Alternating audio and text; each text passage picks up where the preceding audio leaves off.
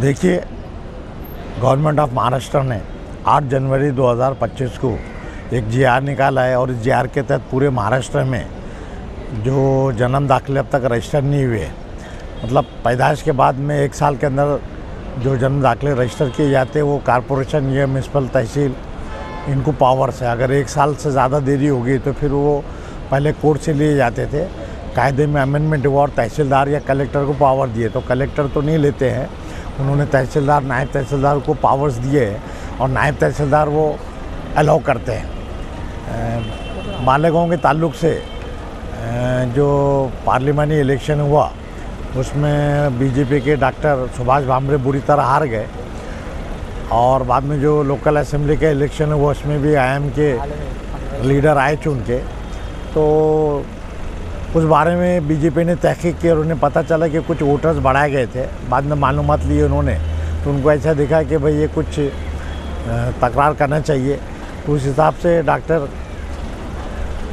किरीट सोमैया ने गवर्नमेंट को तकरार किए, कलेक्टर को तकरार किए, कमिश्नर को तकरार किए और ऐसे इल्ज़ाम लगाए कि मालेगांव में रोहिंग्या या बांग्लादेशी और इन्होंने ये बोगस जन्म दाखिले बनाए और वो वोट दिए। इस बेसिस पे गवर्नमेंट ने एसआईटी कायम की और एसआईटी मालेगांव में जो 4000 दाखिले मिले उसके ताल्लुक से तफ्तीश कर रही है। तकरीबन 1.5 महीना हो चुका है इस तफ्तीश को और 1.5 महीने में अभी तक एक भी रोहिंग्या या बांग्लादेशी नहीं मिला है। लेकिन इसका फ़ायदा उठा के उन्होंने दूसरे ऑफेंसेस कुछ लोगों पर रजिस्टर किए।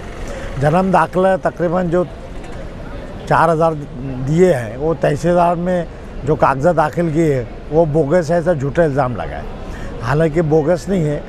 अब उसमें अगर एक एप्लीकेंट ने अर्जी दी, पहले कागज़ के ऊपर उसके बाप का नाम था, आधार कार्ड पे, राशन कार्ड पे बाप का नाम है, बाद में उसकी शादी होगी तो राशन कार्ड में नाम कम हो गया, शोहर जहाँ का है वहाँ का नाम आया, आधार कार्ड भी उन्होंने तब्दील किए। तो भाई ये नाम में कैसा फ़र्क है ये बता के। और कई लोगों के इल्ज़ाम के भाई तुम्हारी पैदाइश हुई यूपी में, जो लोग मालेगांव में आके बस गए अभी है, तो फिर यहाँ क्यों बनाए तुमने। तो ऐसे झूठे इल्ज़ाम लगा के फौजदारी मुकदमे दाखिल किए।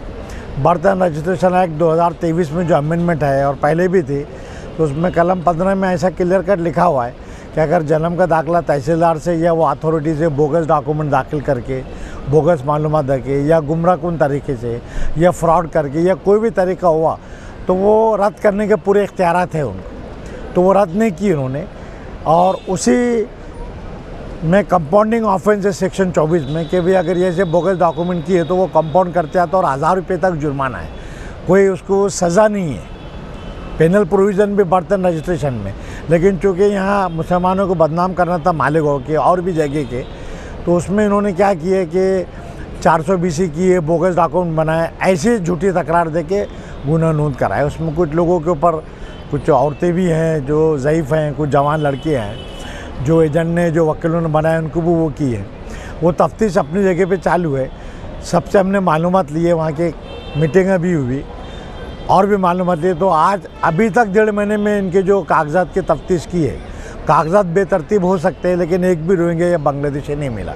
लेकिन इसकी आड़ में जो हुकूमत को डॉक्टर सोमैया ने जो तकरार दिया वो बिल्कुल सच्ची, ऐसा समझ के गवर्नमेंट ने एसआईटी बिठाई। एसआईटी चालू है, लेकिन इस दौरान गवर्नमेंट ने 8 जनवरी को एक आदेश निकाला है और सेक्रेटरी ने ऑर्डर किया महाराष्ट्र में कहीं पर भी जन्म दाखिले नोंद नहीं कर सकते। ऐसा ये गैर कानूनी है, एक्ट सेंट्रल है वो। ये 4000 का दफा है, ये आप रोक किए अलग बात है। लेकिन जो अभी कॉन्वेंट स्कूलों में, तमाम स्कूलों में, इंग्लिश मीडियम स्कूलों में मार्च अप्रैल में एडमिशन शुरू होते हैं। एडमिशन के लिए मैनेजमेंट बगैर बर्थ एक्सट्रैक्ट जन्म दाखिले के दाखिला नहीं देती है। और अब अगर दाखिले 6 महीने तक एसआईटी की तफ्तीश होगी तो 6 महीने तक बच्चों की परवरिश नहीं होंगे। तो राइट टू एजुकेशन एक्ट में भी नुकसान हो रहा है। ऐसे लोग जिनको आधार कार्ड अपडेट करना है उसके लिए भी जन्म दाखिला ज़रूरी है। कुछ लोग जो मुस्लिम हैं, अब हज का दौर है, टूर से जाना चाहते हैं, उसके लिए पासपोर्ट बनाने भी जन्म दाखिला होना। और जिनके जन्म दाखिले नहीं होंगे तो आजकल रुके हुए हर चीज़ के लिए जन्म दाखिला कंपलसरी किया है। कुछ लोगों का ऐसा कि जन्म दाखिले नहीं है लेकिन वो टीचर हैं, स्कूल सर्टिफिकेट है, सर्विस रिकॉर्ड है, लिविंग सर्टिफिकेट है, लेकिन वो नहीं माना जाते, जन्म दाखिला चाहिए। इसलिए चूँकि पूरे महाराष्ट्र के लोग और इर्रेस्पेक्टिव ऑफ ज़ात, मतलब हिंदू, मुस्लिम, सिख, ईसाई, सभी जो महाराष्ट्रियन लोग हैं उनको काफ़ी नुकसान होगा।